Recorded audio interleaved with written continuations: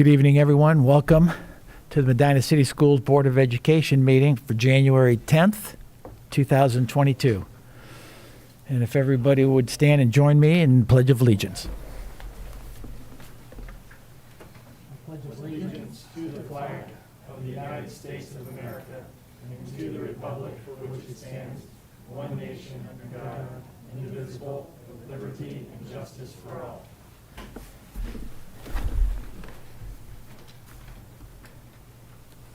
Gotcha. Okay, at this time, we are going to administer the oath of office to our newly elected board members. If you all please stand. We did this back on the 5th, so I just want to do it for posterity. If you all please raise your right hand. Repeat after me. I state your name. I, Andrew West, Solemnly swear that I will support the Constitution of the United States and the Constitution of the State of Ohio. solemnly swear that I will support the Constitution of the United States and the Constitution of the State of Ohio, And that I will faithfully and impartially discharge my duties as board member of the Board of Education of Medina City School District, Medina County, Ohio. and that I will faithfully and impartially discharge my duties as board member of the Board of Education of Medina City School District, Medina County, Ohio, To the best of my ability and in accordance with the laws now in effect and hereafter to be enacted. to the best of my ability and in accordance with the laws now in effect and hereafter to be enacted. During my continuance in said office and until my successor is elected and qualified. During my continuance in said office until my successor is elected and qualified.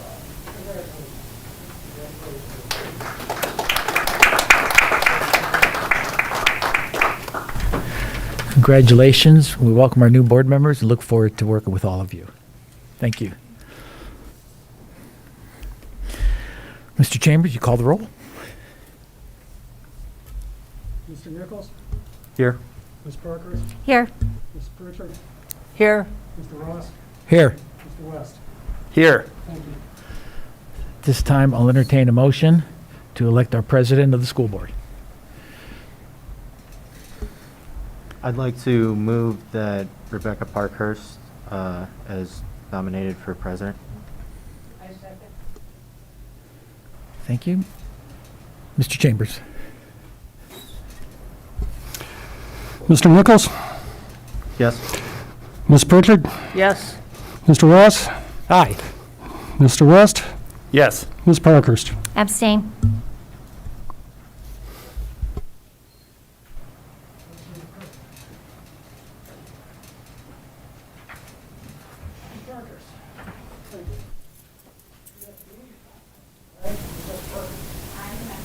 solemnly swear that I will support the Constitution of the United States and the Constitution of the State of Ohio.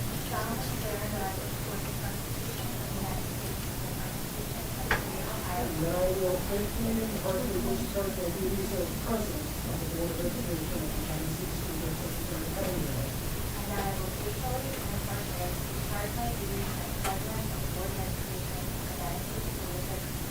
To the best of my ability and in accordance with the laws now in effect and hereafter to be enacted.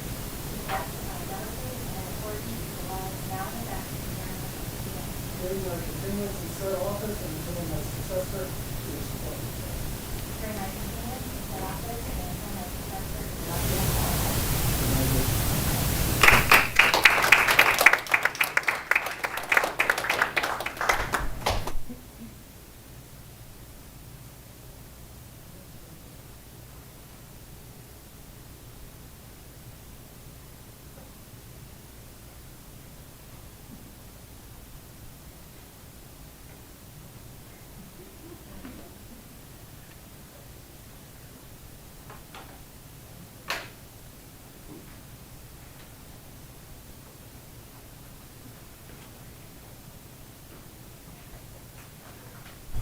It's a quick game of musical chairs.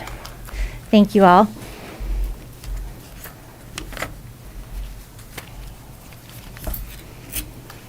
I would like to take a moment just to thank everyone who worked and voted to re-elect me to another term on the board. I want to thank my family, friends, neighbors, and everyone who helped me. I am grateful for the support and confidence from the community, and it truly has been a privilege and an honor to serve the last 6.5 years, and I'm excited and looking forward to the next 4. And thank you to this board for electing me just now to serve as the presiding officer this year. I want to especially thank my family. My husband and my sons are here tonight, and I would not be able to serve if I did not have their support. As many busy families can attest, it can be very difficult at times to coordinate schedules with everyone amongst all the activities and to have dinner together as a family. I usually miss dinner on board evening nights, and my family is always all too eager to order takeout when I'm not home. I'm sure that's what they'll be doing tonight. And not only do I appreciate John, Jake, and Nick, your ability to be self-sufficient and manage dinner, but I thank you very much for your patience and your flexibility and grace, and I love you very much. Thank you. As the majority of our board is new, I will also ask for the patience and the grace from everyone as we work out the kinks and find our rhythm as a new board. Thank you.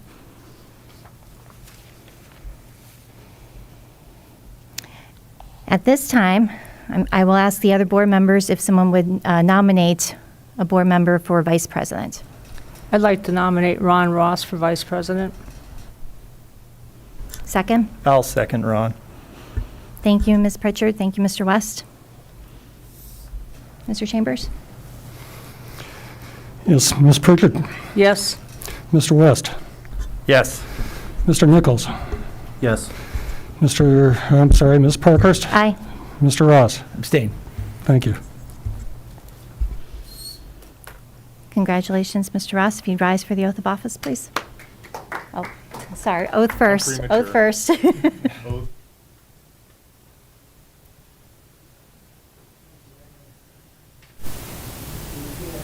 Hey, Ron Ross.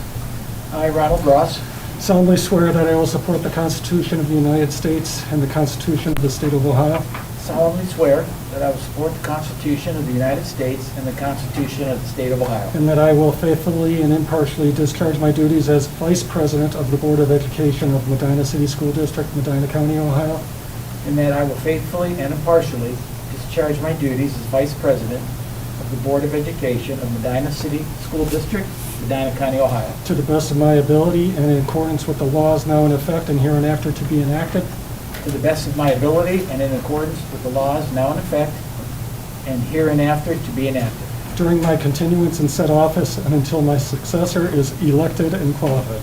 during my continuance in said office and until my successor is elected and qualified. Congratulations.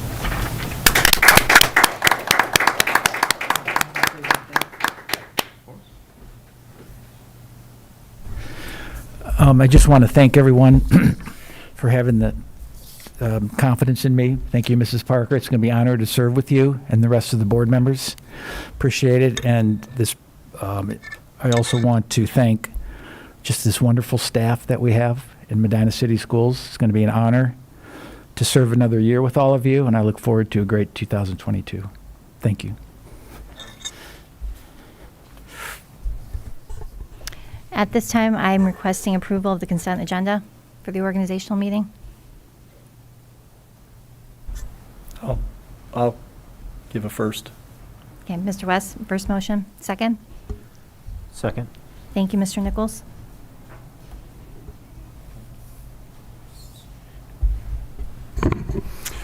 Mr. West, Yes. Mr. Nichols, Aye. Ms. Pritchard, Aye. Mr. Ross. Aye. Ms. Parkhurst. Aye. Thank you.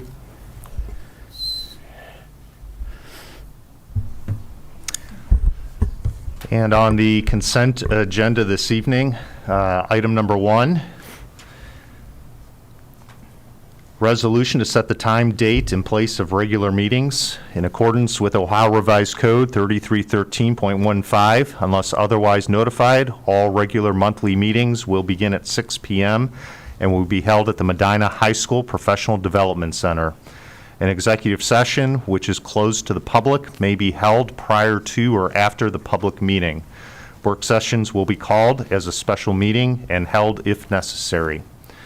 I do want to note to the board that we have made an adjustment with the work sessions, that they will be called as needed. This will create an adjustment to our regular board meetings. In the past, we've utilized the work sessions for presentations and to provide the board with additional information. We are now going to be including those as part of the regular board meetings. That's something we actually started doing at the end of the last calendar year during the last several months, and you're going to see that this evening when we get into the regular meeting as we have more presentations for tonight's regular meeting than we typically would. The reason for that adjustment is to consolidate our monthly meetings, but continue to provide the board as well as the community the same information. Of course, anytime that we need an actual work session, time for the board to work together, any board member can present that to our board president, vice president, or myself, and we can have that discussion about scheduling an actual work session. Number 2, it is recommended that the Board of Education set their compensation at the maximum level provided for in the Ohio Revised Code and the Ohio Constitution. I do want to note that the compensation for a board member is very low. I want to say it's $125 a meeting, so it's paid per meeting. So that doesn't include all the extra work that goes into being a board member, which is quite a bit in preparing for board meetings, as well as doing work outside of board meetings.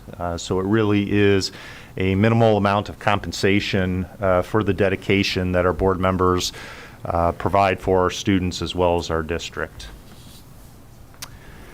Number 3, bond approval. It is recommended that the Board of Education accept the bond presented by the treasurer as stated below. The treasurer shall present his bond in the amount of $500,000 for approval by the board. The approved bond shall be deposited with the board president and a copy filed with the county auditor. And then number 4 is a resolution for liability assurance approval. It is recommended that the Board of Education approve the resolution for the purchase of a liability insurance policy in the amount of $50,000 to insure the board against liability of the Director of Business Affairs. The Director of Business Affairs shall present the insurance policy to the board president. Just to note, the bond approval as well as the resolution, these are both insurance policies that are mandated per Ohio Revised Code for our treasurer as well as our Director of Business Affairs. And it has to do with the amount of finances that they deal with on a regular basis. I believe Mr. Chambers had mentioned to me that this may be the last year that a bond is utilized for him, and he'll be transitioning to a liability insurance as well after your next contract, so in the not too distant future. Number 5, standing resolutions. It is recommended that the following standing resolutions be approved. Advances on tax settlements, authorization for the treasurer to secure advances from the auditor when funds are available and payable to the school district, investment of inactive funds, authorization for the treasurer to invest inactive funds at the most productive interest rate whenever inactive funds are available.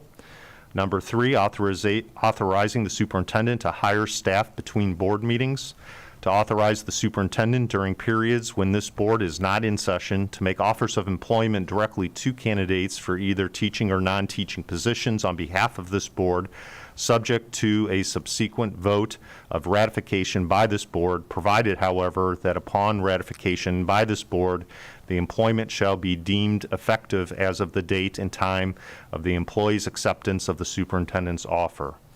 Nothing in this resolution shall require the Board of Education to employ or continue to employ an individual who has not provided a criminal records check satisfactory to the board or who has not satisfied any other prerequisites to employment created by law or board policy. The authorization provided by this resolution shall remain in effect until withdrawn by formal action of this board. Authorizing superintendent to accept resignations, to authorize the superintendent on behalf of this board to accept resignations which have been submitted by employees during times when this board is not in session, subject to ratification by this board, provided, however, that upon ratification by this board, such resignation shall be deemed effective as of the date and time of the superintendent's acceptance. The authorization provided by this resolution shall remain in effect until withdrawn by formal action of this board. And to approve district purchasing agents, appoint the superintendent or designee and the treasurer as district purchasing agents. Resolution for public records training. It is recommended that the Board of Education adopt the resolution to appoint David Chambers, treasurer, as the Medina City Schools Board of Education's designee to attend public records training pursuant to Ohio Revised Code 149.43 and Ohio Revised Code 109.43. Mileage rate reimbursement. It is recommended that the Board of Education establish the district mileage rate reimbursement for 2022 to be the current IRS mileage rate on the date of travel. Employment of legal counsel. It is recommended that the Board of Education employ the following firms as our legal counsel to the board on an as-needed basis. These are all the same legal counsel that the board has historically used. There are no changes from last year. OSBA membership. It is suggested that the Board of Education renew membership in the Ohio School Boards Association for the 2022 calendar year. And number 10, it is recommended that the Board of Education select the Board of Education president to serve as the delegate and the Board of Education vice president to serve as the alternate representing the board at the 2022 OSBA annual business meeting. Make a motion to approve the consent agenda, items 1 through 10.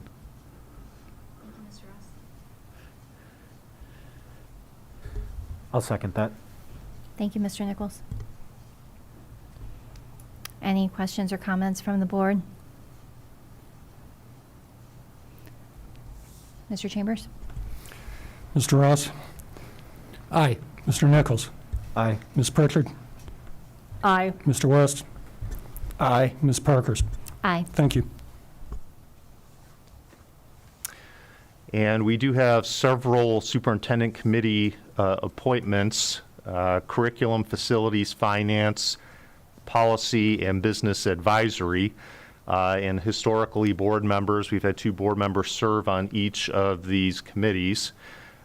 These do not require board approval, but we do want to publicly share the assignments of the board members on these committees. These committees do play a very important role in the work we do as a board and as a district. Serving on these committees not only are board members as well as myself and our treasurer Dave Chambers, but we also have other relevant administrators in the district. In addition, we also have community members and staff members that also serve on these various committees. These committees help us to formulate decisions and goals moving forward relevant to the specific areas as items are presented to the Board of Education for decision. The first committee is curriculum and instruction. Looks like we do have these on here for recommendation. The first committee, it is recommended that the Board of Education appoint Joseph Nichols and Rebecca Parkhurst to serve as representatives of the board on the Medina City Schools Curriculum and Instruction Committee. The second committee, facilities, it is recommended that the Board of Education appoint Ronald Ross and Andrew West to serve as representatives of the board on the Medina City Schools Facilities Committee.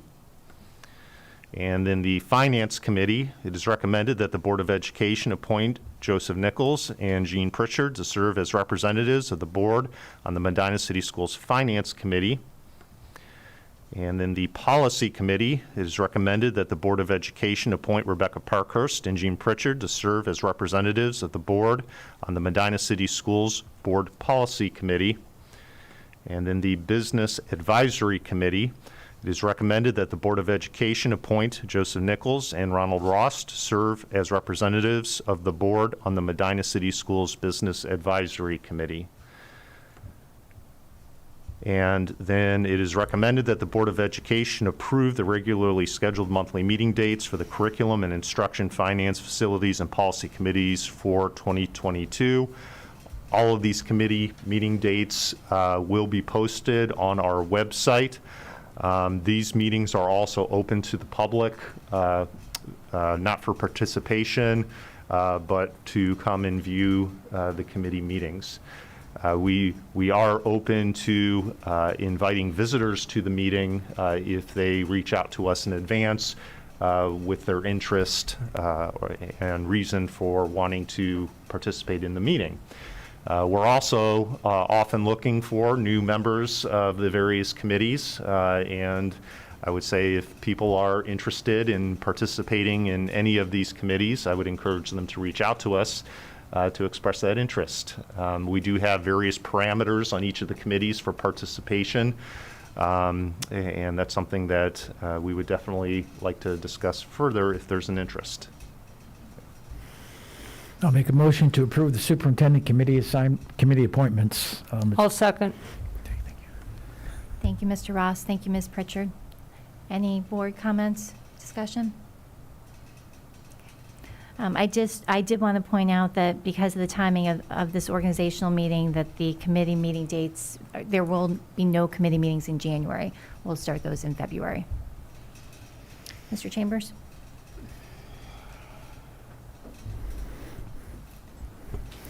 Mr. Ross? Aye. Ms. Pritchard? Aye. Mr. Nichols? Aye. Mr. West? Aye. Ms. Parkhurst? Aye. Thank you. Next up, we have City and Community Committee representation. It is recommended that the Board of Education appoint the Assistant Superintendent and Director of Business Affairs to serve as the delegates representing the Medina City Schools at the Medina Community Recreation Center, and Board Member Ronald Ross will serve as the ex officio committee member, and this is for the Recreation Center Committee. Make a motion to approve the city and community committee representation, G1. I'll second. Mr. Chambers? Oh, I'm sorry. Any comments or discussion from the board? Okay. Mr. Chambers? Mr. Ross? Aye. Mr. West? Aye. Mr. Nichols? Aye. Ms. Pritchard? Aye. Ms. Parkhurst? Aye. Thank you. Next is Advisory Commission on Communication Enhancement Support Services, also known as ACCESS. This is actually a city organization that they've asked us to serve on as committee members. This is the local television station. It is recommended that the Board of Education appoint the Director of Community Relations and the Director of Technology to serve as representatives of the Medina City Schools on the Advisory Commission on Communication Enhancement Support Services, and Board Member Andrew West will serve as the ex officio committee member. I make a motion to approve. Second. Thank you. Any board comments or discussion? Mr. Chambers? Ms. Pritchard? Aye. Mr. Ross? Aye. Mr. Nichols? Aye. Mr. West? Just be an abstain, so we can. No. Aye. And Ms. Parkhurst? Aye. Thank you. And then OSBA liaisons, there's two of them. The first is legislation, the second is student achievement. It is recommended that the Board of Education select Rebecca Parkhurst to serve as the OSBA legislative liaison. And it is recommended that the Board of Education select Ronald Ross to serve as the OSBA student achievement liaison. And these are primarily to provide the board updates and information in these two areas, as well as represent Medina City Schools at the OSBA conference for these committee meetings. I'd like to make a motion to approve the OSBA liaisons. Second? Thank you. Any comments or discussion from the board? Thank you, Mr. Chambers. Mr. Nichols? Aye. Mr. Ross? Aye. Ms. Pritchard? Aye. Mr. West? Aye. Ms. Parkhurst? Aye. Thank you. And last up, I jumped ahead of myself, are the committees that we don't need to vote on. These are district committees. Most of these committees are either in relation to organizations associated with the school district, such as the Medina City Schools Foundation, or are part of our negotiated agreement, which is our insurance committee. But we do invite and ask board members to be a part of those conversations as we talk about these various topics. So for our insurance committee, which talks about healthcare services for all of our employees, we ask that Ron Ross and Andrew West serves as an alternate. And then for our foundation, which provides our teachers with grants as well as scholarships for our students, we asked Jean Pritchard to serve, and Rebecca Parkhurst is the alternate. Partnership Council, we get together with Partnership Council several times a year. This is all of our PTOs as well as community leaders, including the mayor, the chief of police, and other leaders within the community to discuss what's happening in the district as well as what's happening within the community. And we ask Ron Ross to serve with this group and Joe Nichols as the alternate. And then the Performing Arts Center Committee for the PAC, we ask Ron Ross and Andrew West as the alternate. And I think that's all we have to present for the organizational meeting. Thank you, Mr. Sable. At this time, do I need? Thank you. I'd like to adjourn the organizational meeting. May I get a motion to adjourn, please, from someone? I'll motion to adjourn. Thank you, Mr. West. I'll second. Thank you, Mr. Nichols. Mr. Chambers? Mr. West? Aye. Mr. Nichols? Aye. Ms. Pritchard? Aye. Mr. Ross? Aye. Ms. Parkhurst? Aye. Thank you. Thank you.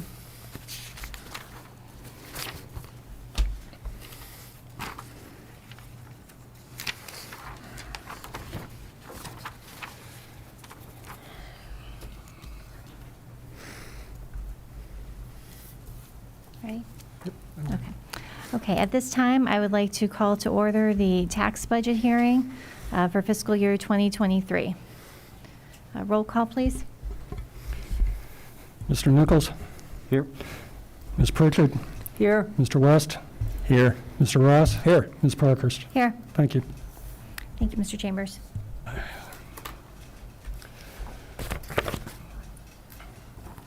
Thank you, Ryan. All right. The tax budget is an annual budget that we have to produce. We are basically looking at producing what is known as an amended certificate for the county auditor and also producing estimates that the county auditor uses to prepare tax rates for next year. If you look on Schedule 1, you're at Schedule B right now. Let's go to Schedule 1. One more. There you go. Schedule 1, the purpose of Schedule 1 is to meet the requirement of Ohio Revised Code 5705.04, which requires the taxing authority of each subdivision to divide the taxes levied into separate levies. And as you can see, these are all the levies that have passed for the school districts since 1976. The one there on top is inside millage. That is millage that is given to the school districts by the General Assembly when the school districts were first set up back in the 1800s. So if you go on to Schedule 2. Schedule 2, the purpose is to demonstrate the need to produce property tax revenues to cover the estimated expenditures for the budget year. Property tax revenue includes real estate taxes, personal property taxes, and homestead and rollback monies. What we have to do here when we set up the budget is, if you look at the far two right columns, that is the tax year next year. It's actually tax year 22. We are setting the estimates out there so the county auditor could use the second line down, the revenues, property taxes, to develop tax rates for the 22 tax year. And if everything goes right, they'll set it to where we want it.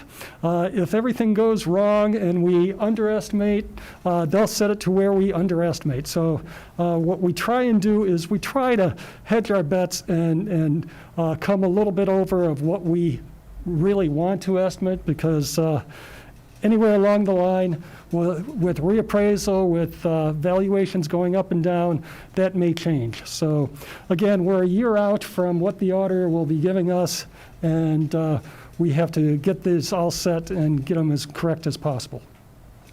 Schedule 3. One more down. Thank you. The general purpose of Schedule 3 is to produce the official certificate of estimated revenues. If you go to the next page also, you'll see the detail on Schedule 3. These are all our other funds that we have in the district. And what we do with these is every time the board passes an appropriation or a supplemental to the appropriation, the county auditor matches it against our estimated resources here. If our appropriations, meaning what we are estimating to budget for the upcoming year, is more than our amended certificate, we are basically slapped on the wrist and saying we went over our estimates here. So what we try and do is we try and keep this certificate of estimated resources up to date with monies coming in all the time, and then the county auditor, again, as I say, compares. Schedule 4? Schedule 4 is basically our outstanding debt. And you could see we had refunding bonds in 2013 from a 99 bond, and we also had refunding bonds for the other portion of the 99 bond in 2015. That's the amount we have outstanding still, $18.5 million in the one and $4.2 million in the second, and what we need to pay for principal and interest for the 2022 tax year. And Schedule 5 is for tax anticipation notes. The district does not have any tax anticipation notes at this time. Any questions? Thank you. If there are no questions, I will take a motion for adjournment. Just to note that this tax budget document will be voted on at the regular meeting following this hearing.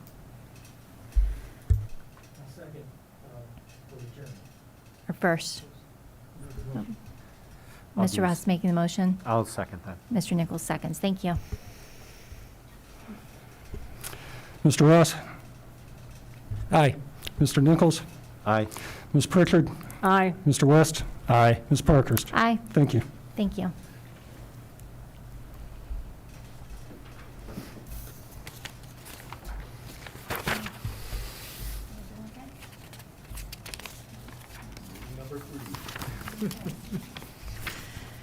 Okay. All right, I'd like to call to order the January 10th regular board meeting. Please note this meeting is a meeting of the Board of Education in public for the purpose of conducting the school district's business. It is not to be considered a public community meeting. There is a time for public participation during the meeting as indicated in the agenda. Mr. Chambers, would you call roll, please? Yes, Mr. Nichols? Here. Ms. Pritchard? Here. Mr. West? Here. Mr. Ross? Here. Ms. Parkhurst? Here. Thank you. Thank you. Okay, first up, we have approval of minutes. There's two, they're broken out. The first is the regular meeting from December 13th, 2021. If someone would like to make a motion to approve those minutes, please. Yeah, I'll make a motion to approve the regular meeting minutes from December 13th, 2021. Thank you, I'll Mr. make a Ross. second. Thank you, Ms. Pritchard. Any board comments, discussion, corrections to the minutes? Hearing none? Mr. Ross? Aye. Ms. Pritchard? Aye. Mr. Nichols? Aye. Mr. West? Aye. Ms. Parkhurst? Aye. Thank you. And then next up is the special meeting on January 5th. Someone make a motion? I'll make a please? motion to approve. Thank you. I'll second. Thank you. Any comments or discussion from the board? Hearing none? Ms. Pritchard? Aye. Mr. Nichols? Aye. Mr. West? Mr. Ross? Aye. Ms. Parkhurst? Aye. Thank you. Thank you. At this time, do the board members have any additions, removals, or modifications they'd like to make to the agenda this evening?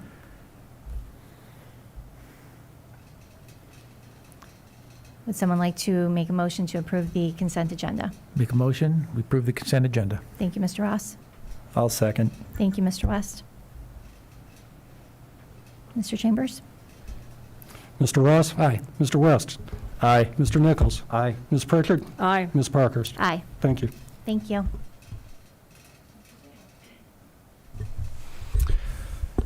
First up on my communications, I would like to take a moment to thank and recognize our Board of Education.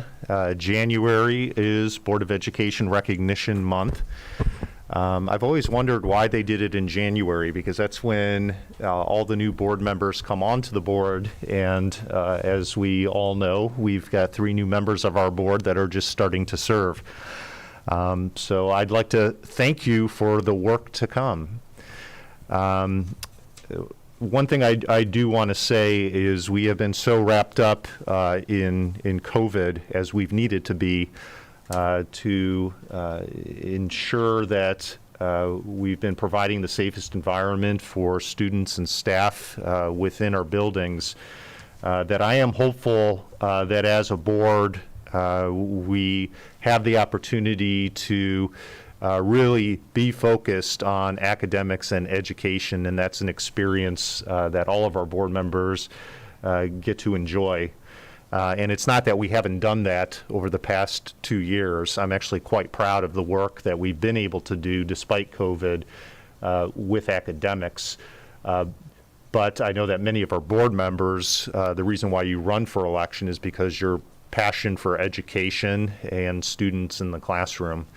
And unfortunately, right now, COVID is one of those things that we're having to soldier through in order to provide that environment for our students. So I have no doubt that this board is going to collaborate together in order to provide the best for our students. And I want to thank all of you for the work you've done already working up to here. Already in a short week. Many of the people here may not realize, but we already had a several-hour evening with a board training where we had Ohio School Boards Association come up and work with the entire board in board training. And I think that shows the level of dedication that this board has in terms of moving forward and trying to run things in a way that's in the best interests of our students, our staff, and as well as our community. So thank you. At this time, I'd like to invite Christina Hammond up to the podium. She's going to be presenting on new math pathways. And she recently presented to our curriculum committee just prior to winter break.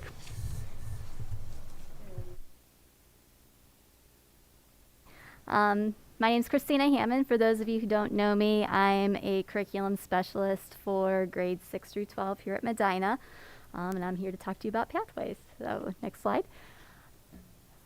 So I have been personally involved in this work at the state level on several committees, so I'm fortunate enough to be able to come to you to speak firsthand experience and not just secondhand information. But some of the things I wanted to talk to you about tonight was why for the Math Pathways project and how did we get these pathways developed, and then most importantly, how will the pathways impact and benefit our students. So next slide. So for the why, we have sort of three pieces going on here. We have a changing landscape in careers, which we've been sort of discussing the last several years with our portrait of the graduate work. And if you were to look up some of the emerging trends in careers, you'll notice that there's an increase in the need for quantitative literacy skills, data analysis, and computer science and programming. So you'll see that noted within the pathways. The other changes are within the landscape of education, both with higher ed and with high school. So I'm going to talk briefly about each of those. So next slide. So at the higher ed level, many of us are probably familiar with the college algebra experience. And this has been sort of an ongoing issue with college, just in that this has been a gateway course for many students. It's been both as a college graduation requirement, but then also it's meant to prepare students to take calculus. Long story short, students haven't been super successful in college algebra. In fact, only about half of them have been passing, and of those, only about 10% actually go on to take calculus. And what the higher ed people have found is that when you dive into the different careers and degree majors, only about 20% of students actually need to take college algebra to be ready for calculus. And what it would be far more beneficial is if students were to take something like statistics or quantitative reasoning. Next slide. So they sort of formed all of their own subcommittees and came up with these new entry-level math courses. So they're kind of overhauling the college algebra to prepare students for calculus. There's also a quantitative reasoning course as a freshman course and a statistics course. And you'll see some other emerging pathways, which these are just about finished, ready to launch for the fall. So you'll see data science, tech math, discrete math, and math for elementary education. At the same time, we have something similar happening with high school. We have Ohio law that says all students must take Algebra 2 or the equivalent before they graduate.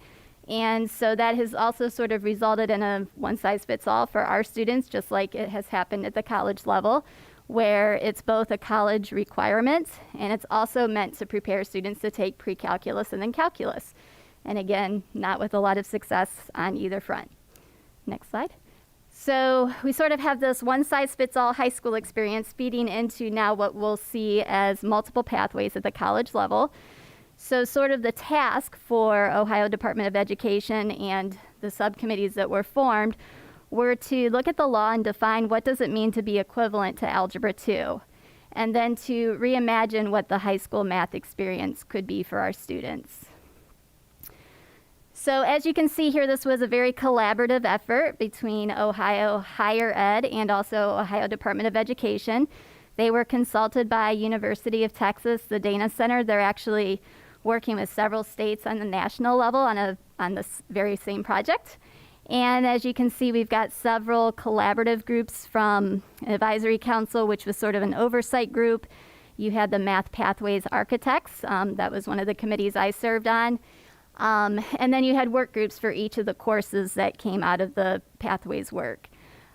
Something that's really important to note was that this was a very strong collaboration between both high school and higher ed. So on both the work groups and the architects groups, it was a good mix of high school teachers along with 2- and 4-year college university professors. Next slide. So the goals of the high school initiative were to make sure that we were creating pathways and courses that would be equally rigorous for all students, regardless of the pathway that they choose. They should be relevant to what the students are wanting to pursue as future career goals, so that they would be more relevant to their futures instead of, what Algebra 2 may or may not be relevant for them at the time. The pathways should also be flexible because, as we know, high school students, they tend to change their minds. So we want them to be able to go in and out of the different pathways as their interests change. And then also having a smooth transition from high school to college. Okay, so the very first thing that the architects needed to address was, and I'm not going to read through all of this, don't worry, this is for your reference, what is the definition of rigorous courses? Because rigor in coursework tends to get misinterpreted as hard, takes a lot of time, and is a lot of work. And what we really mean by rigor is that we want students to be engaged in complex tasks where there's high level of thinking. It should be highly applied to real world, should be applied to specific contexts and scenarios. So kind of thinking in terms of the lines of rigor, when we think of equivalent courses, we're really talking about equally rigorous courses, so that there's a high level of thinking no matter which course they take, but the content can be different. Next slide. So the outcome is that Ohio high schools are now able to offer 5 different pathways for their students starting next school year. This will be based on, of course, availability of staffing and what would be most relevant for each student population. There are pilots in progress for quantitative reasoning, which I'm personally teaching the pilot course here at the high school this year. And then there's also a small pilot for data science, and that's going to get expanded next year. Next slide. Okay, so in case you couldn't see, the equivalent courses that can be offered, in addition to taking Algebra 2, students could also take a stats and probability course, and that would count as an equal credit, quantitative reasoning, data science, and then in the works, they are also creating a discrete math with an intro to computer science. Okay, so what this means for our high school students starting this next school year, and they're going to start registering for classes here in the next couple weeks, is just like always for their first and second courses, Medina students will still take Algebra 1 and Geometry.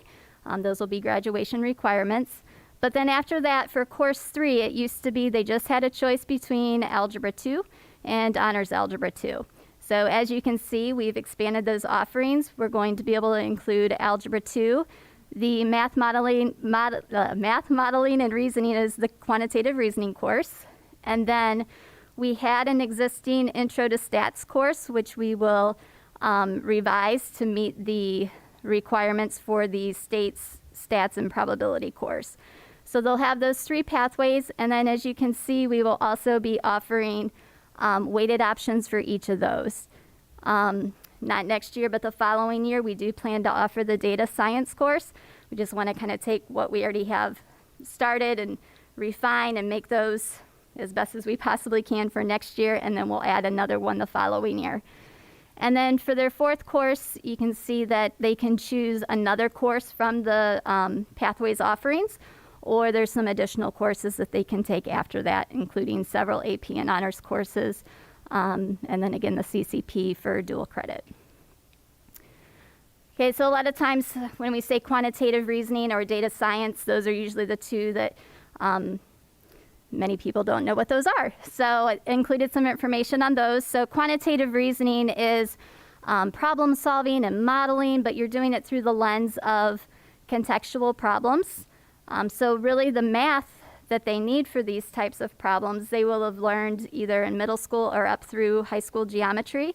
There'll be a little bit of extra that'll be kind of added in there, but it's really about the critical thinking and applying and putting multiple skills from math together to be able to solve large complex problems.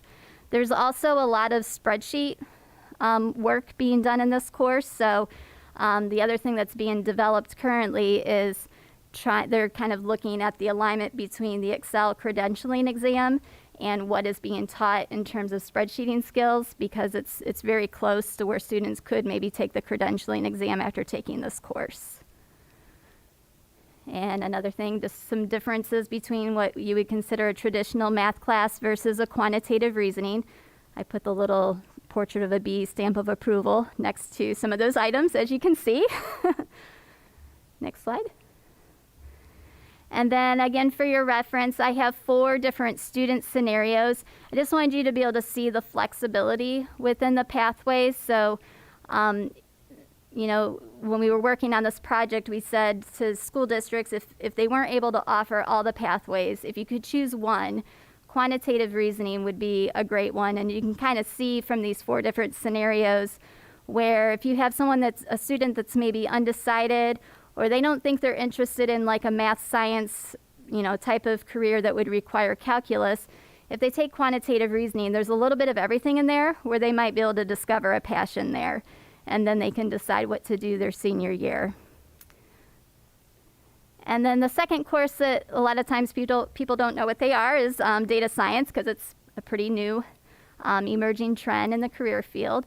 But if you kind of think about all the critical thinking and problem solving of a quantitative reasoning class, and you combine that with the stats and probability content, and then you throw in a little bit of intro coding and programming, you have data science. So the curriculum that's being piloted was actually developed by UCLA, and it's being used in high schools out in California. So that's what we're piloting here in Ohio, and what we'll probably be using year after next when we go to teach it. Okay, so hopefully you'll see that this does benefit our students. There'll be an opportunity for students to be able to make a choice on classes for math that they'll get to take both their junior and senior year, allowing for a deeper learning experience for everybody. It gives them a chance to be able to collaborate and have some inquiry, depending on which pathway they choose. And then with all of these, they'll hopefully start to see expanded learning beyond the classroom.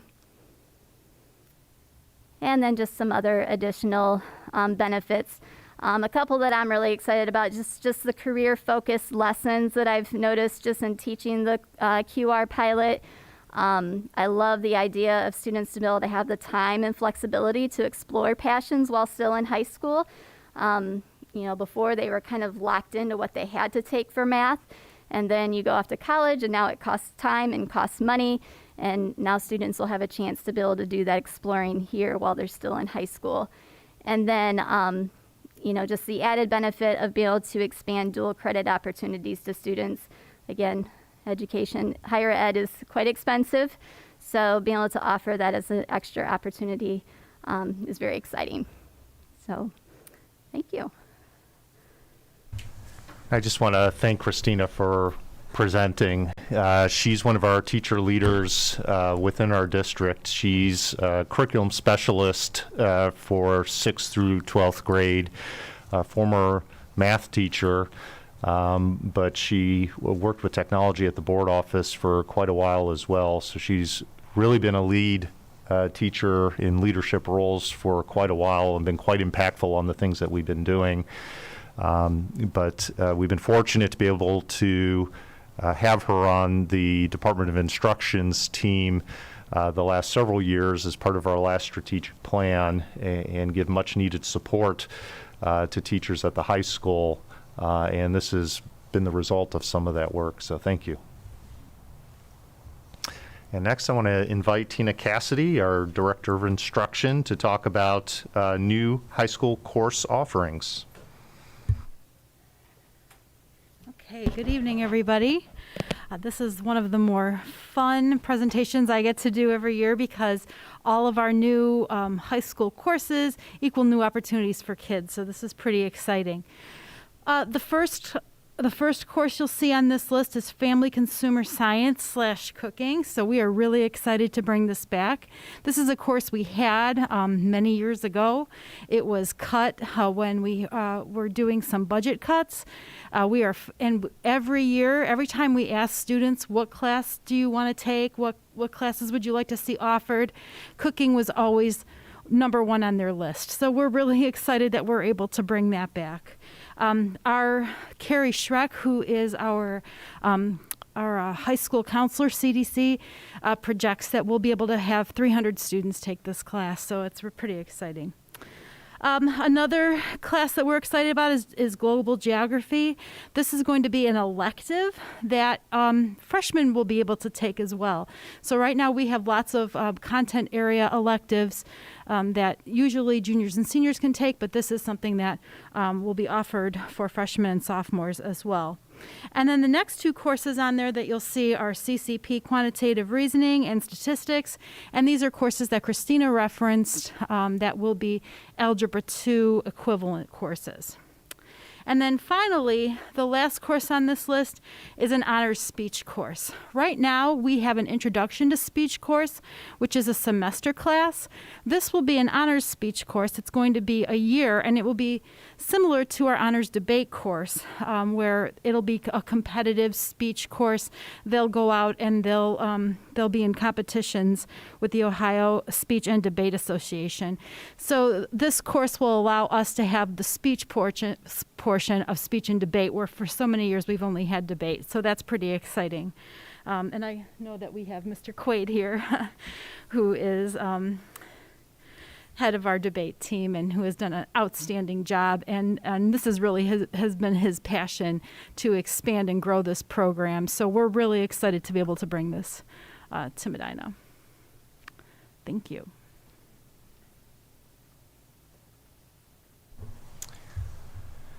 And I'd like to invite Amy Busby, Director of Community Relations. As you know, as many businesses across the country are struggling with personnel, getting high-quality people and having enough people to get into positions. That has been a constant struggle throughout this year across the district, not only with substitute teachers, but with bus drivers. That's why our parents have unfortunately been getting regular texts about changes to bus routes in the mornings.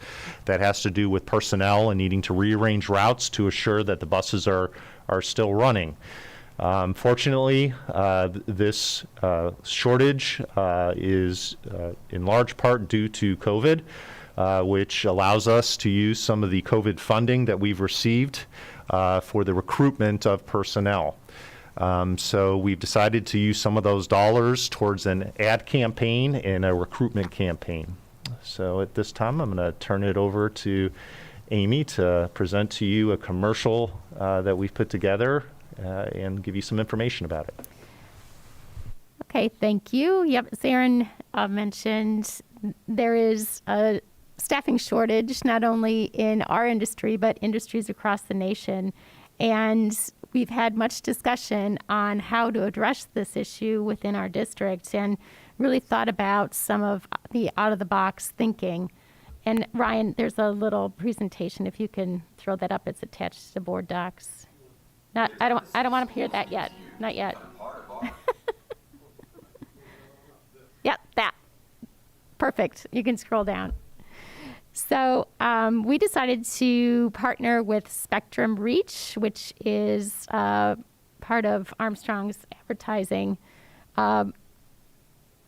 arm, is for lack of a better word. So the program that we've kind of addressed with them is to create a commercial, which you'll actually get to see that when we're all done here. But we've worked with them to provide 3 months worth of commercials. The cost is $6,000, and as Mr. Sable mentioned, that is covered by COVID funds. And why did we decide to do that? Because we need to increase the outreach throughout Medina County and Northeast Ohio to generate interest in positions that we have open in the district. So how is this going to work? What is our reach? Our geographic targets are all of Medina County and Northeast Ohio. The audience targets people interested in jobs, career resources, job listings, resumes, portfolios, and education.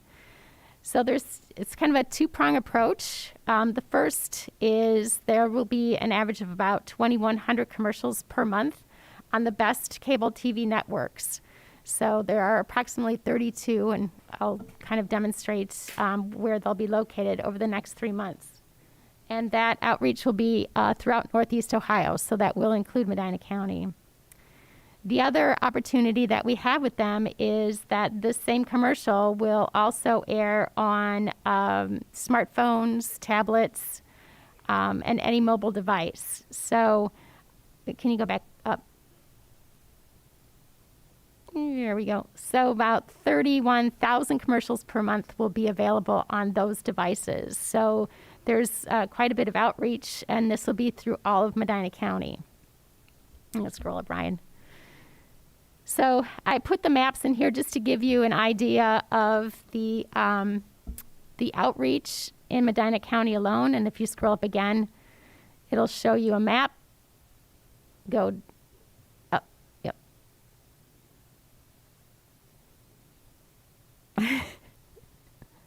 This is going well.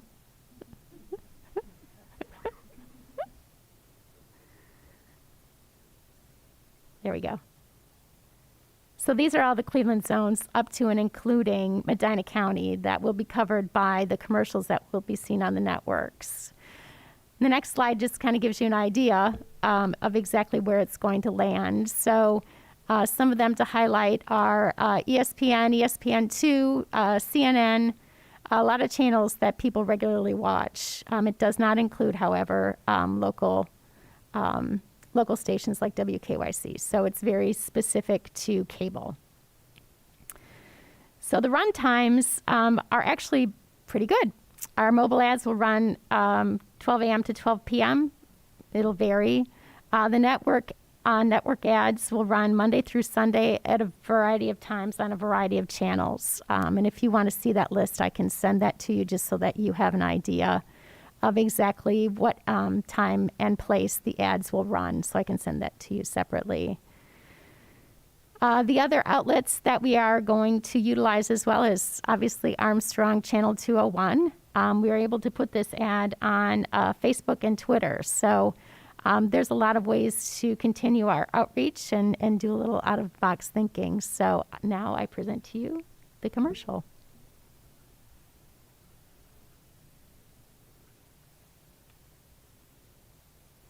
Medina City Schools needs you to become part of our hive, helping to mold the leaders of tomorrow. We are currently seeking various positions that offer competitive wages, paid holidays, retirement benefits for staff members who qualify, and paid training.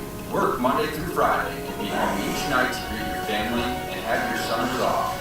For more information, call 330-725-8831 or go online and visit www.medinabees.org. Be a part of my day.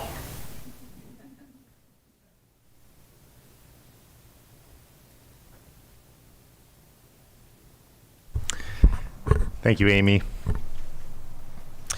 The next item I wanted to present to the board is the Ohio Coalition for Equity and Adequacy of School Funding. This is a statewide organization that currently approximately just over 200 schools in the state of Ohio are currently members of. The Ohio Coalition for Equity and Adequacy of School Funding is an organization that works to keep public dollars in public schools. They are the organization that is currently filed the lawsuit against Ed Choice and Ed Choice vouchers. Ed Choice and Ed Choice vouchers is the school program that utilizes public dollars to allow students to attend private schools utilizing public dollars. In Medina, when that happens, not only do we lose state funds, but we lose local funds as well. And the reason why is because the amount of dollars that are tagged to be able to transition over to the private school is more than the monies that we receive at the state level. In addition to that, they have changed the funding structure. So for us to be able to monitor the amount of funds that we would be losing on an annual basis is becoming more challenging as time is going on. What we do know is the amount of funds that we have lost historically. And I believe last year we lost approximately $1.2 million that was transitioned or that we paid to private schools for students to attend private school funds. What the Ohio Coalition for Equity and Adequacy of School Funding believes is that these are dollars that should be used within public schools to improve public schools and provide more equitable education for all students. The other challenge is that the amount of money that is going to the private schools is not equal to what the public schools are receiving because, again, we're having to use our local dollars that are raised through our local taxes and our levies in order to add additional monies to the state funds. I did provide some additional information to the Board of Education regarding this organization, and for us to be members of this organization, it would require a resolution by the board. There is a cost to be a part of this organization as well as a commitment because with the cost to be part of this organization, our district would become committed to being involved in this fight for public school dollars. The current cost is approximately $2 per student. I am looking for feedback from the board regarding potential membership in this organization and open to conversation today. If the board's not prepared to have conversation, that's something that I'm willing to have on an individual basis. And the intent would be to present the resolution if that's something that the board supports at the February Board of Education meeting.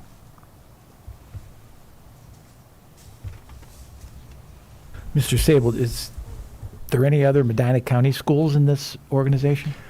There are currently no other Medina County schools in this organization that I am knowledgeable of.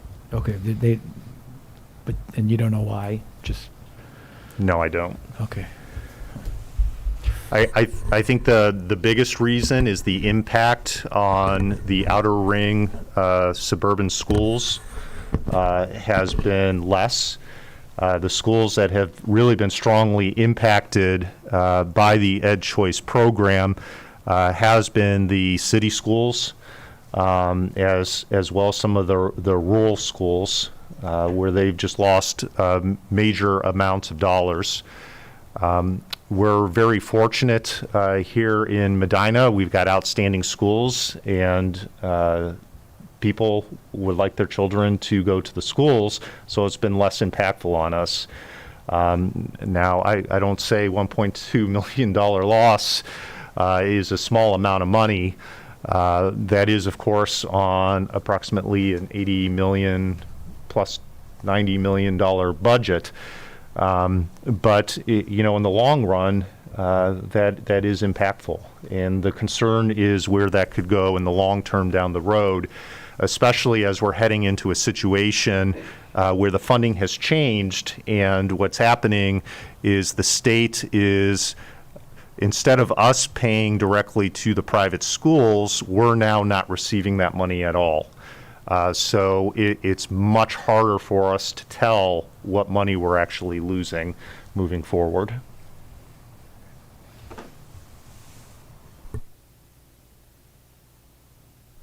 Any other questions or comments for Mr. Sable at this time?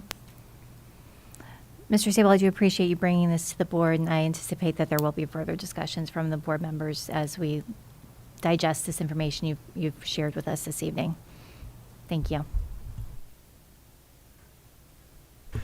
And the last item I'd like to share with the board is the mask mandate adjustment. And this is a board action item that I have at the top of the board agenda. I just wanted to share some of the adjustments that I'm going to be presenting this evening to the mask mandate.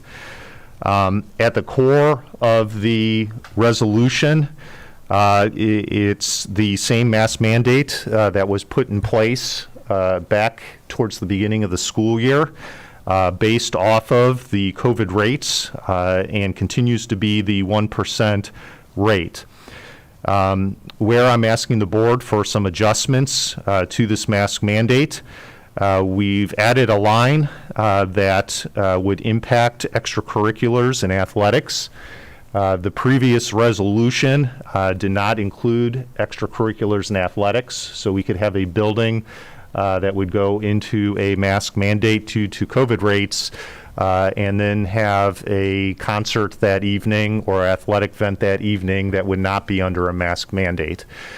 So the line added would put extracurricular activities under a mask mandate during the time period that an individual building was in a mask mandate as well. In addition to that, language has been added to provide the administration more flexibility in order to implement mask mandates when needed. The previous resolution did not provide any authority to the superintendent or administration to implement a mask mandate outside of the resolution. The adjusted language would give the superintendent or designee the authority to implement mask mandates when appropriate. Within the resolution, I did provide examples when this could be necessary. And this is based off of the experience of working with this resolution, which I think has been generally successful, but we have seen some gaps in the resolution, especially over the course of the past month or two. For instance, we've had scenarios occur where we've seen a building was definitely going into a mask mandate on a Tuesday. However, the building didn't go into the mask mandate until the following Monday because the resolution didn't allow us to implement it until then. I feel it would be advantageous if we know for sure that a building is going to be going into a mask mandate, that we be more proactive and not wait 3 or 4 days to do that. And I know that's an area that had created concern for parents, and an area that I had received feedback from parents as well. The other piece to this is looking at attendance. I would like the flexibility to be able to monitor attendance within a building, within a grade level, or even within a class in order to make decisions regarding mask mandates. And the reason why is because it is becoming much more challenging for us to monitor the COVID rates. We are still very fortunate that our community is working hard with us in reporting COVID numbers. But the reality is that you can go to any drugstore, and if they're in stock, you can purchase a COVID test. And I think we probably do need to do a better job communicating, but it's not always communicated to us whether a child tests positive or not with that COVID test. So there's times when students are out sick, and it may be due to COVID, and we never know that. And the parent may be doing everything right, but then it's not included within our number, which creates inaccuracies in terms of making decisions in terms of whether a building should be within a mask mandate or not. So being able to utilize in attendance would allow us to look at trends. We actually have seen this in some of our buildings where we've seen a large increase in absences, large proportions of classes that were out sick. We were able to work with the health department and identify that several of those were due to COVID, so it was likely that could be to COVID spread within the class. And actually take a more surgical approach and be able to put that grade level or that class within a mask rather than the entire building to effectively slow or stop the spread of that COVID situation. The other instance and flexibility that this would allow is an instance just like coming back from break where we have a high rash of cases and be able to go ahead and implement a mask mandate without the board action. In addition, within this resolution, I do have retroactive here, the mask mandate for the 2 weeks return to school. In addition to that, we did have an incident, I think the 2 days before break at Blake, where I did implement a mask mandate for a grade level because of that attendance situation, where we knew there were COVID positive cases going on and we had a large amount of absences in addition to those COVID cases without the reported COVID cases. And we were in a position of making a decision between closing the grade level, sending them home, versus putting them in masks and keeping them in school. And the goal is to keep our students in school. Any questions regarding the resolution or adjustments to the resolution?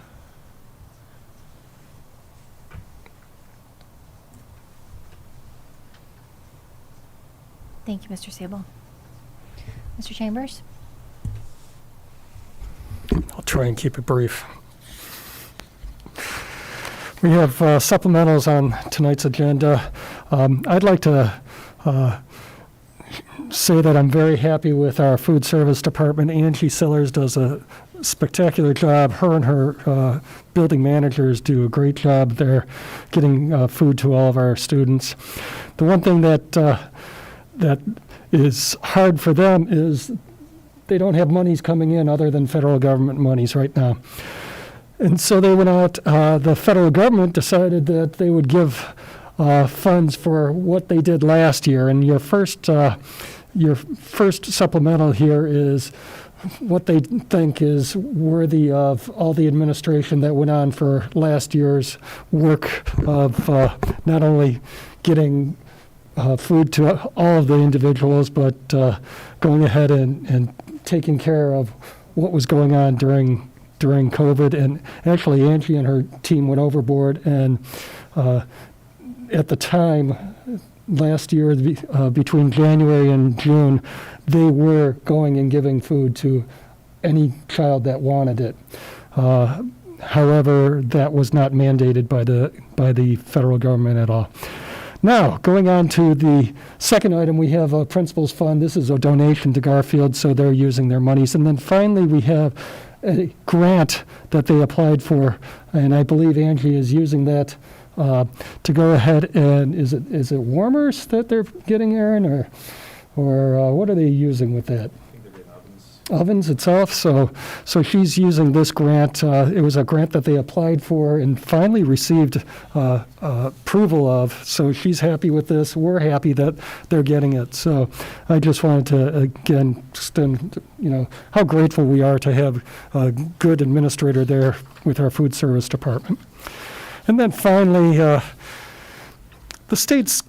I don't know. I don't know about our state legislators. If any of you know the state legislators, you got to really talk to them. They have House Bill 126. This went through the Senate, and the Senate. It's one of those things where you say, I don't know what they were thinking of.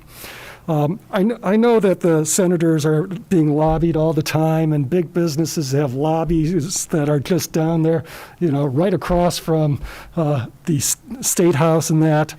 But this House Bill 126 basically takes any ability of the Board of Education to challenge any valuation that is being either challenged or being decreased, to basically say that the board has no standing in this at all.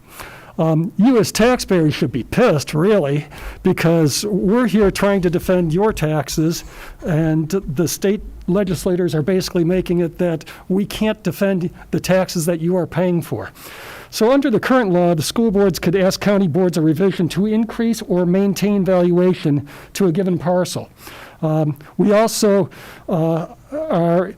if a county board of revision rejects the school board's request to increase or maintain the value, we could go to the Ohio Board of Tax Appeals to try and get them to see our side of this.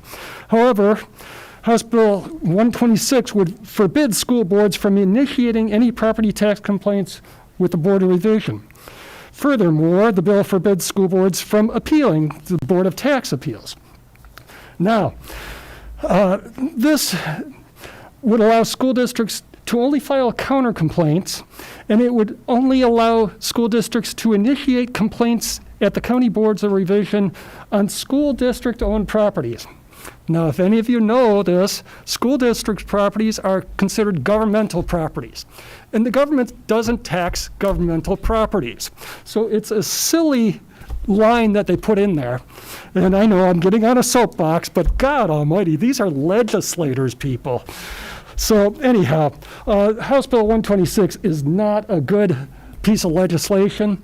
It would crimp the budgets of schools, and basically it would take away taxes that we are currently receiving, and if we're not getting the taxes that we are currently receiving, it means that we will be going out for more levies. And if you heard from the legislators 2, 3, 4 years ago, they were telling you, school districts are always out for levies. Well, guess what? This is legislation that basically puts a school district in a corner because they're taking away our ability to keep our taxes, and they're making us go out for levies, and then at the same time telling us you shouldn't be going out for levies.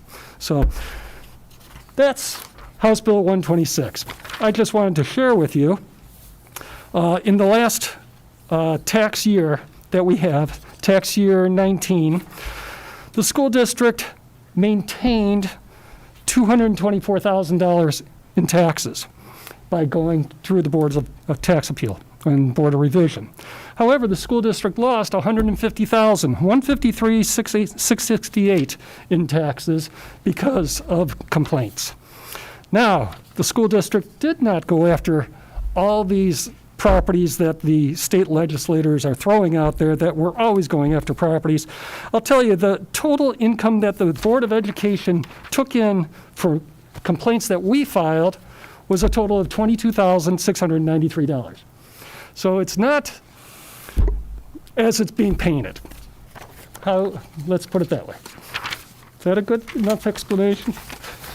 So, Mr. Chambers, just to clarify, you were saying of the 224,000 that was that we took in, 153,000 was appealed, and of that we were only able to get back another 22,000. Do I have those numbers right? No, I'm saying the total that we retained is 224,000. We lost 153,000. So the grand total was basically around $450,000. We lost 150 of it. But through our complaints to the Board of Revision, the Board of Tax Appeals, we were able to hold on to 224,000. Thank you. Yes. And I think one of the legislators are saying that we're going after homeowners. We don't go after homeowners typically who change with the seek evaluation changes. Typically we do not. Commercial property. Correct. And do you feel that the current process is currently working? I mean, to the best that it can be, or if there were changes being made, it's not what they're suggesting. Well, I look at it that what we're doing here is the biggest piece that we do is try and maintain property taxes. Again, that's for all your benefit. We try and maintain. We don't try and gouge property taxpayers. We try and maintain. If it were a matter that the legislators would look at different ways for school districts to obtain the taxes that are out there. I mean, we in Medina County are very lucky because you as taxpayers gave us the sales tax back in 2007, and we've been able to use the sales tax to our benefit. We are the only county in the state of Ohio that has that benefit. So as I say, we are very lucky with that. That is an innovative way that we are able to go ahead and basically help the school district and help keep taxes low on the property taxpayer. Because anybody that comes into Medina County pays into the sales tax. It's not just Medina County residents. Does that answer it? So, Yes, thank you. And Mr. I want to point out, too, that you mentioned how Columbus doesn't want it. They want to take our money away here. They don't want us to have more levies. Plus, they also took away, was it August or September, an additional time that we could add, potential time to add a levy to the ballot as well. So call your legislators, please. let me ask. So House Bill 126 is coming, right? It's on the agenda? House Bill 126 is now going back to the House. It was passed by the Senate. It's now known as Sub-House Bill 126 because the Senate made changes. If the House does not approve it, it will go to a committee between the House and the Senate, and they can make any changes they want and approve any changes they want. Well, okay, so how strong is the pushback? And is the pushback relevant? Does it have... Are you talking pushback from schools, or Yeah. are you talking pushback from lobbyists? From, school districts? I mean, is there enough support to kind of tell these legislators? That's always a question, because if people believe that, one, they are being overtaxed, then people are going to say that they're overtaxed. The commercial and business industry believes it's overtaxed, but the majority of taxes is on the residential properties. It is not on the commercial and business. Now, it's just like anything else, though. You own a business that has $10 million in valuation, you're going to be paying more in tax, but than a person with $1 million in valuation. So yeah, I don't know, the pushback from the schools against this is very hard. I know that all of our associations are hard at work trying to keep where we are, because again, we want to maintain it.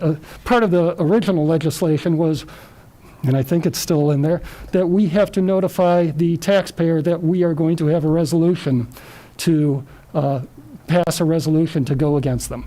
However, the part that they didn't hit was, that means that if we go against the taxpayer, we have to meet the date requirements for going against the taxpayer. And if we don't have a board meeting, then we miss out on counter complaint against the taxpayer. Okay. Thank you. Thank you, Mr. Chambers. Ms. Parkhurst, Yes. I just had one question for Mr. Sable. Going back to the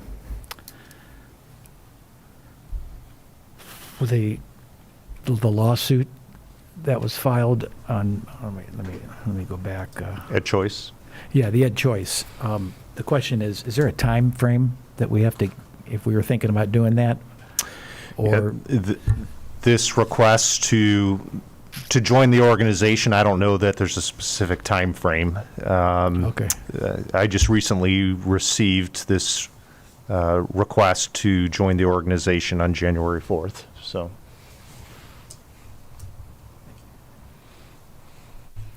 Thank you. Next up is board communication. We can just go around the horn if anyone would like to discuss anything. I'll go first. I'd just like to, this is the time just to say thanks. Yeah. I'd just like to say thanks to my family, my wife, and my two sons for encouraging me to run. And also I'd like to say thanks to my mother and father, who live in South Carolina, but were longtime educators in the school district that I grew up in. My mother would be happy to see cooking coming back. She was a home ec teacher for her whole career, and my dad was a band director. So when I told them I was thinking about it, they both said, go for it. So I was happy that they encouraged me, and they were happy to see that I got elected. Also, I'd like to give, I don't know if anybody here watches it, but you got to watch the morning announcements. I love Mr. Gabrielson's class. Those kids are just hilarious. Some of you may have seen my son doing some dancing a few weeks ago.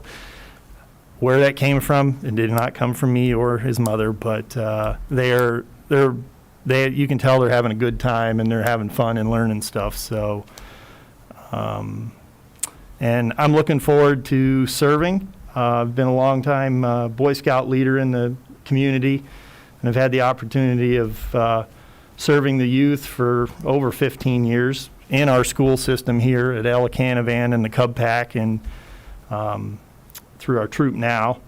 And it's been an honor to serve them, and I look at this as an extension of continuing that service and practicing servant leadership for the district and our youth moving forward. So that's it.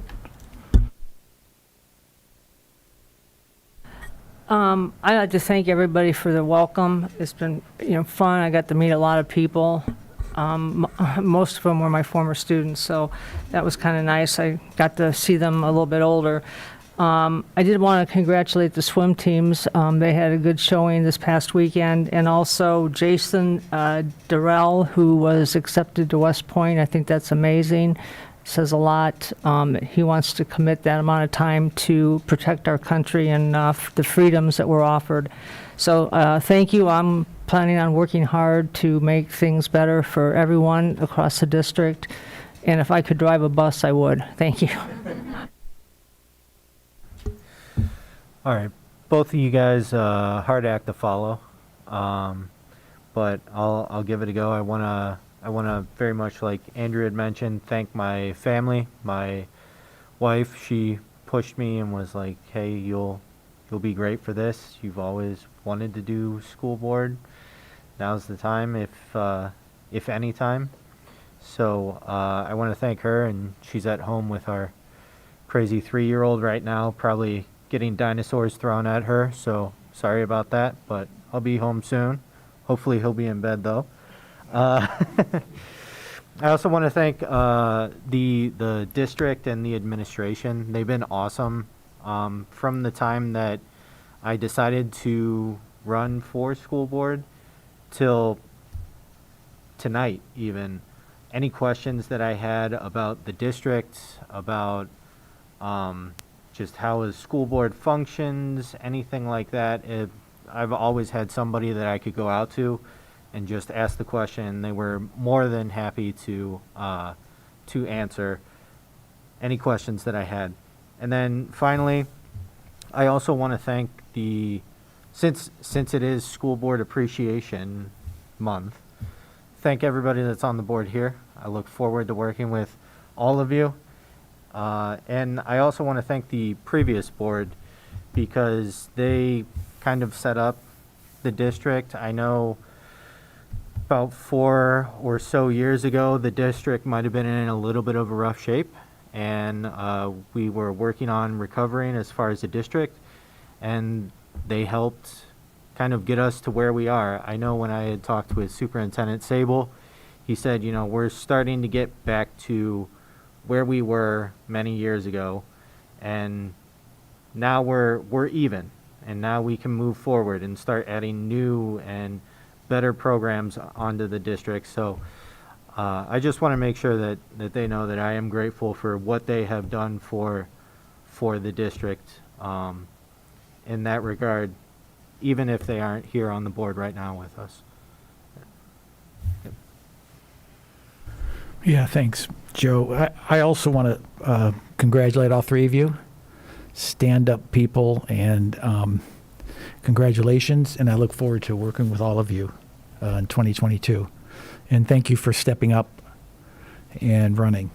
It was awesome. And I also want to thank Rob, Valerie, and Aaron, who are not on the board now, but they taught me a lot, and I appreciate their support and their help for me as well, like you mentioned, Joe. The other thing is I want to continue my huge not congratulations, but huge thank you to our staff. Every day they're coming to work, doing their jobs, and they're fighting, through the pandemic, COVID, and I really appreciate that immensely. And everybody's doing it for one reason, and that is to keep the kids in the classroom. And it's so much appreciated of everything that you all are doing. And it does not go unnoticed. Just want you to know that. We love our staff, and we're going to keep supporting you. So just want you to remember that. Your board loves you. So thank you. Thank you. Congratulations again to the 3 new board members. We're happy to have you join us on this journey together. And Mr. Sable had mentioned that we had OSBA training last week, and I do want to thank the district for hosting that training with OSBA for us and for our administrative team that was there for us. I know that was another night for you all, and I appreciate you being there. No matter, I've been on the board 6.5 years, and I can still learn things. So I appreciate everyone being able to attend and taking advantage of that great opportunity that we had last week. I also wanted to take the chance to thank the administrators for the tour that we were all able to take part in. It was back in December, but I know that took away time from your day as well, and we do appreciate you sharing your time with us to get to know the district a little bit better. I will echo Ron's comments and thanking our staff and admin team. I know it's been a challenge back to school. Everybody's doing the best that they can, and I know everyone appreciates some grace and patience now during this time. So thank you for all their hard work and efforts they're doing with that. And lastly, one other part of our job is to advocate for public education. And I do appreciate Mr. Sable and Mr. Chambers updating us on potential legislation or other legislation updates as they come up. And I encourage everyone to reach out to their local reps. Sharon Ray is our rep in Medina, and Senator Mark Romanchuk is our senator, and let them know how you feel about this, and let them know how it is going to affect you as a taxpayer. We appreciate that, and we do need to continue our advocacy for public ed. All right, I think that's all I have. Are there any other board comments or anything? If not, it's time for public participation. We do have some people that have signed up to speak. I'm going to just go through our rules that we have in place for public participation. Attendees shall register their intention, which they did upon arrival at the meeting. If there is anyone that did not register after everyone else has spoke, if time allows, the board president will ask for public participation from all other attendees. When you approach the podium, please state your name, address, and affiliation. Please keep comments to a maximum of 3 minutes. No participant may speak more than once on the same topic unless all others who wish to speak on the topic have been heard. And all statements shall be directed to the presiding officer. No person may address or question board members individually. Rebecca Prentice, would you like to come up and speak, please?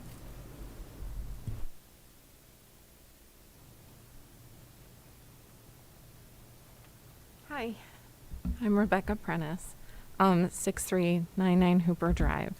I want to say thanks for letting us speak again. Can you hear me okay? Okay, thanks. I just wanted to speak real quickly. I don't even think I'm going to take the first 3 minutes. First, I wanted to say thank you for the mask mandate coming back to school. A lot of parents were very concerned. Obviously, COVID is pretty rough right now, so I wanted to just ask that going forward, I appreciate the hopeful changes that are coming to beyond the 1% for each building, because we know that testing is hard. It's not very available right now. There's a shortage of tests, and the tests are no longer required to be, they're not being done through a provider all the time with the home tests. So they're not always being reported. So it's kind of hard. And that 1% can be manipulated by just people not reporting. Some because they can't report because they can't test, others because they don't want to test their kids, and others because they don't want to report the positive test. So it's just important that we go by other metrics too, which would include how our community spread is, what our positivity rates are, how our hospital's doing, what our emergency wait times are, and how we have available capacity at the hospital available for those patients. They might be waiting in the emergency room, for a couple days, stuff like that. That's important because our school is a big transmission source. The students may be doing seemingly okay, but they take it home to their parents and spread it in the community. I think the other thing I wanted to just say is that in the Medina City School, in the mission, our mission statements, I've talked before about how important it is to be part of the community and to protect our community, but I think I wanted to focus on, how our students need to be globally prepared our students will be globally prepared citizens who value positive contributions to their community and their society. It's time for us to start, COVID isn't going anywhere. And obviously, we do have to focus on academics. It's time to put the drama to rest. If you look at other places in the country, there's no issue. There's no fight over the mask mandates. It's just a fact of life. And when our students leave Medina, they have to be prepared to go out into the world and be that productive person and not be fighting over these types of things. It's just time to focus on why we're here, and that's to learn. And that's really it. Thank you. Thank you. Gretchen Long.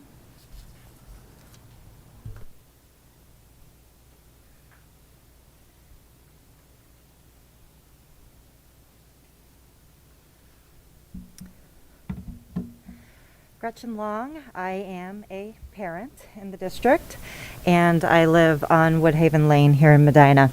Can you hear me? Okay. Before I start, you can start the clock, that's okay. I want to mention, for those of you who don't recognize Becky, who has spoken to the board before, that although she came as a parent, she is an ICU nurse here in Medina. So she's bringing expertise to us, and I wanted to make sure anyone listening to Becky's words, to Rebecca's words, would know that about her. What I would like to say is that I appreciate the support and updates that Mr. Sable has proposed, and I certainly hope that they do pass tonight. What I'm hopeful for is that we will, even though we want to stop talking about masks, that we will continue, that this board will continue to think about what the strongest masking policy should be, because we have precedent. We can't call any of this unprecedented anymore. We have plenty of information, and we also know and understand that every time there's a new variant, we have new risks. In the near term, I'd also like this board to talk about better hygiene processes within the school. Masks seem to be the minimum at this point. Now we're saying that we need this type of mask that I'm wearing, that what we all invested in isn't even good enough. So masks should be the minimum. I know many parents are emailing great suggestions. I know that we have spacing issues. I know that lunch and music classes are issues where we're having spread because of removing the masks. So please consider what from the 2020-2021 school year we can consider bringing back. I know social distancing minimums of 3 feet is going to be a real challenge because we have all the kids. I chose MODA for my family. I felt lucky and privileged that I was able to do that I was able to remove my students because I knew I could manage them at home. And we didn't need to be bodies in the school for the kids who really needed to be there. So let's think about this long term. Let's stop thinking about what's just in front of us. Let's think about how we're going to handle this going forward beyond masks. I would like to suggest that we talk about maybe a 3.0, that there's always streaming in the classroom so that when parents have a symptom of one kid, they don't have to make that fast decision about what to do with the other kids, what to risk. And they don't lose that learning time. I know we want the kids in school, but it pains me to think about losing the days on the front end when you can't decide whether to send a kid, whether it's going to be excused. It just seems like having streaming from the classrooms would be a more reliable way to handle this, and that would help with the flu. That would help with if a grandparent is in hospice in some other state and a family needs to travel. I can think of so many reasons that would be beneficial for us just going forward as a school of the future if we start thinking about how that hybrid virtual environment could be a benefit to all of us, not just because of COVID. And thanks. And everything that you guys shared was super informative. This was a great meeting. Thank you, Gretchen. And lastly, we have Angela Wish.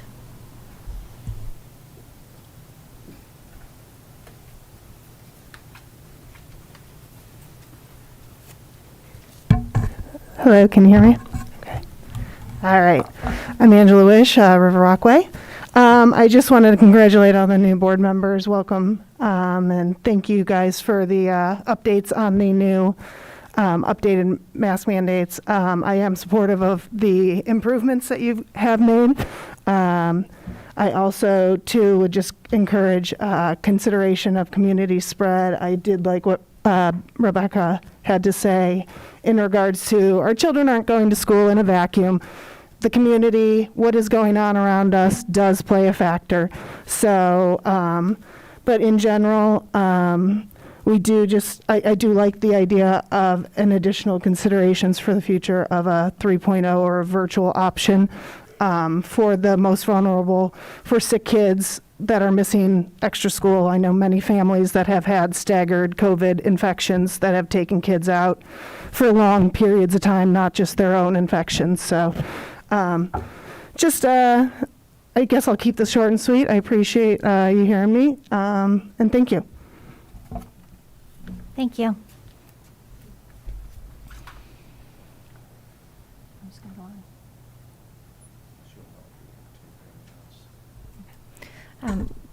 Since we did not use all of our time allowed, if there is anyone else that would wish to speak, you may approach the podium. Okay, all right, we will proceed then, thank you. Treasurer's item, oh, I'm sorry, Mr. Sable, your action item. The first action item tonight is a resolution for adjustment regarding masks for COVID-19. I'll make a motion to approve the resolution. I'm going to read through it. All right, I'll take that back. I'm not going to read the background information. This is directly from the CDC, and this has appeared on all of the resolutions that we've had. I will read the resolution for masks regarding COVID-19. It's recommended that the Board of Education retroactively approve the implementation of a mask mandate at H.G. Blake Elementary School effective December 15th through December 16th, 2021, and a district-wide mask mandate effective January 3rd through January 14th, 2022. It is recommended effective January 18th, 2022, that the Board of Education authorize the superintendent or designee to implement a face mask mandate for students in a school building if COVID positive levels for students reach 1% or higher at a building PK through 12. Face masks to be supplied by the Medina City Schools Board of Education to students and staff if needed. Once a face mask mandate is issued, it will stay in effect for at least 2 weeks. The 2 weeks of data on COVID cases will be reviewed to determine if the face mask mandate can be rescinded. The face mask mandate will be rescinded if the COVID positive percentage drops below the benchmark percentage level at the 2-week interval. Should a building fall under a mask mandate during the 2-week period of time, this should include all extracurricular activities and athletics. The board authorizes the superintendent or designee to make adjustments to this mask mandate as appropriate. Adjustments may include the implementation of a mask mandate to a class, grade level, and/or building due to increased absentee rates, which may indicate COVID spread, or the early implementation of a mask mandate prior to the end of a data period when one is imminent. Mr. Ross? I'll make a motion to approve the superintendent's resolution regarding the mask mandate. I'll second that. Thank you, Mr. Ross. Thank you, Mr. Nichols. Is there any board discussion? Yeah, I'd just like to just say, yeah, we've been living with this for a long time, but from my own personal experience, I've been wearing a mask at my place of employment for 22 months now, 24 months, I don't know. And I can say that we haven't had any cases transmitted in my building. Yeah, we've had people test positive and whatnot, but nobody that we've had to isolate or send home for transmission, to the best of our knowledge. I think they work. I talk to my son quite a bit. He's a senior, and he wants to graduate, and he wants to stay in school. So I guess my lesson from all this is that we need to adapt, and I think these changes are good changes. And if we need to come back around sometime in the future, we come back around sometime in the future. So we just keep adapting as we go. So I think these are good changes and whatnot. That's it. Anyone else? Okay, thank you. Mr. Chambers? Mr. Ross? Mr. Nichols? Aye. Ms. Pritchard? Aye. Mr. West? Aye. Ms. Parkhurst? Aye. Thank you.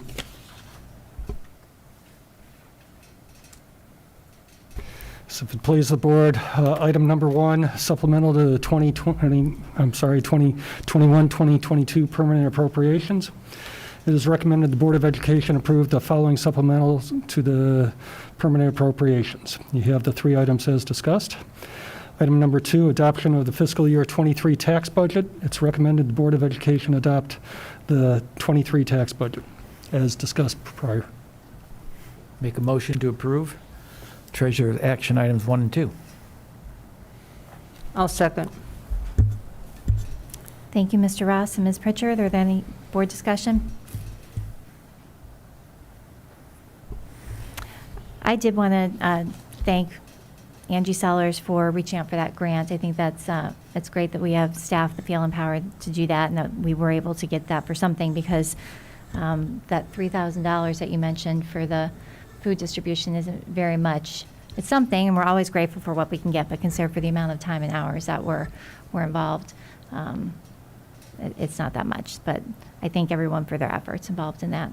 We do appreciate it. Let me call roll, please. Mr. Ross? Aye. Ms. Pritchard? Aye. Mr. Nichols? Aye. Mr. West? Aye. Ms. Parkhurst? Aye. Thank you.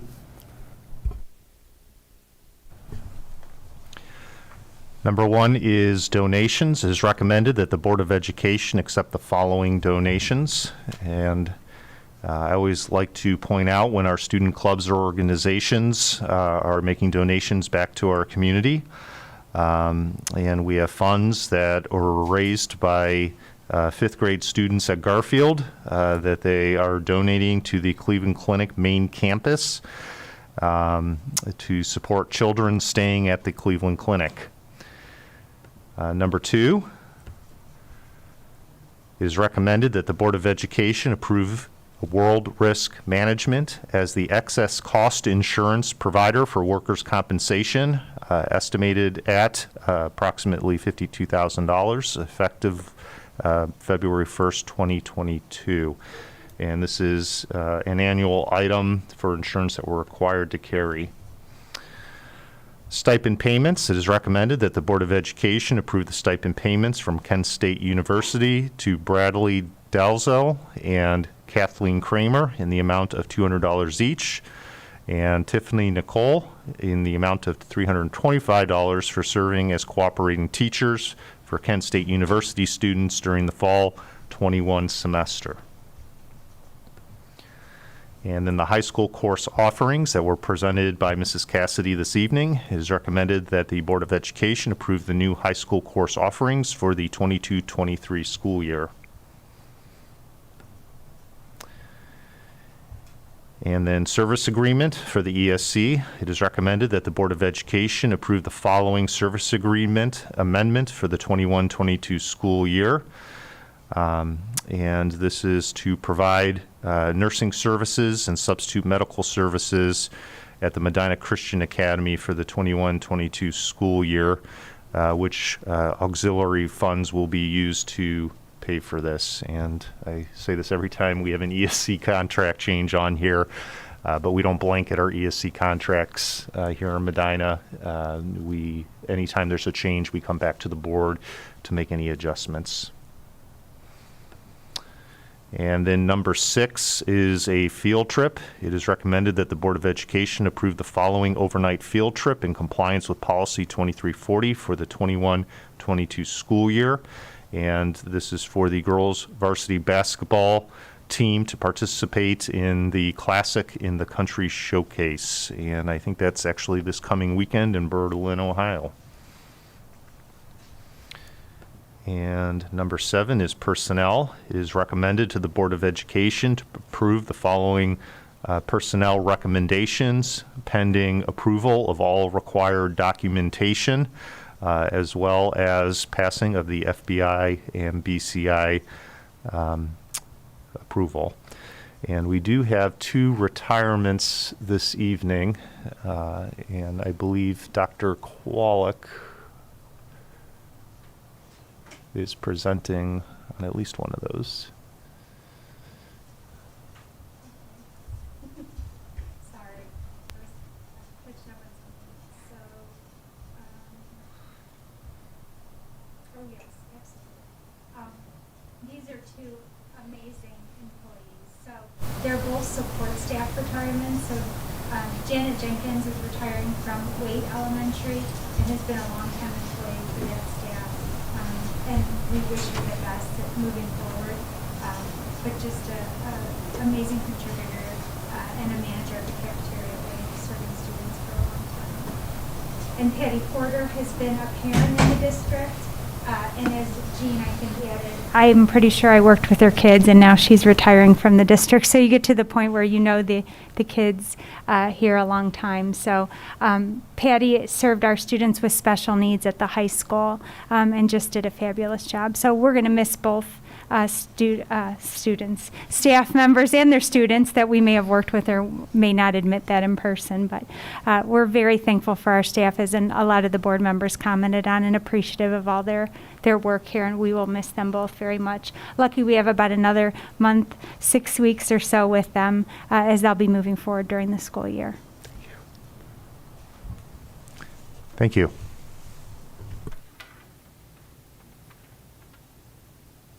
I'd like to make a motion to approve the superintendent action items J 1 through 7. Second? Thank you, Mr. Nichols. Thank you, Mr. Ross. Board comments? Okay, I would like to just echo Mr. Sable's shout out to the kids at Garfield. That's great that they were able to fundraise and for families and other children in need. That says a lot about our kids and our community. That's great. And I do want to thank our curriculum committee for the new course offerings. It's always great to have additional courses to offer for our students. Mr. Sable, I did just want to also confirm that the service agreement with the ESC for Medina County, those are pass-through funds, correct? Because MCA is a private? That's correct. Okay, thank you. Okay, if there's no other discussion or comments, Mr. Chambers, you may roll. Yes, Mr. Nichols. Aye. Mr. Ross. Aye. Ms. Pritchard. Aye. Mr. West. Aye. Ms. Parkhurst. Aye. Thank you.